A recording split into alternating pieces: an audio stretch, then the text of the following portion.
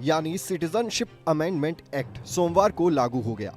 ये एक्ट साल 2019 में ही पास हो गया था, लेकिन 5 साल तक इसे लागू नहीं किया जा सका। अब सोमवार शाम सरकार ने इसका नोटिफिकेशन जारी कर दिया और इसी के साथ ये कानून लागू हो गया। अब पाकिस्तान, बांग्लादेश और अफगानिस्तान से जो भी हिंदू, सिख, बौद्ध, जैन और वहां के अन्य अल्पसंख्यक दिसंबर 2014 से पहले भारत में आकर बसे हैं, उनको नागरिकता देने का रास्ता साफ हो गया है।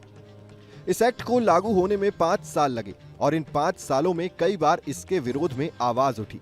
विपक्ष तो इसका विरोध करता ही रहा, लेकिन साथ में देश के कई इलाकों में इसका विरोध काफी मुखर तरीके से किया गया।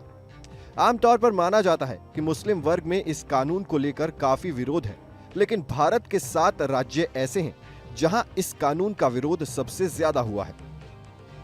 ये सभी राज्य पूर्वोत्तर के राज्य हैं। इन राज्यों में भी इस कानून का विरोध सबसे ज्यादा हुआ है। इन राज्यों में विरोध की खास वजहें हैं। वो मानते हैं कि अगर बांग्लादेश से आए अल्पसंख्यकों को नागरिकता मिली तो उनके राज्य के संसाधन बढ़ जाएंगे। एक बड़ा वर्ग ये भी कहता है कि पूर्वोत्तर के मूल लोगों के सामने पहचान और आजीविका का संकट पैदा हो जाएगा। पूर्वोत्तर के मूल निवासी यानी वहां बसे आदिवासी लोग सीएए के विरोध में हैं। इन राज्यों में अरुणाचल प्रदेश, असम, मणिपुर, मेघालय, मिजोरम, नागालैंड और त्रिपुरा शामिल हैं। असम के कृषक मुक्ति संग्राम कमेटी ने कुछ समय पहले ये दावा किया था कि असम में 20 लाख से ज्यादा हिंदू बांग्लादेशी अवैध रूप से निवास कर रहे हैं।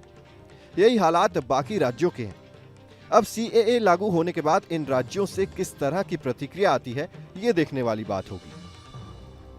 वहीं इस नियम को लागू होने की बात करें तो पिछले साल दिसंबर में केंद्रीय गृह मंत्री अमित शाह ने कहा था कि बीजेपी के नेतृत्व वाली केंद्र सरकार सीएए लागू करेगी और इसे कोई भी रोक नहीं सकता।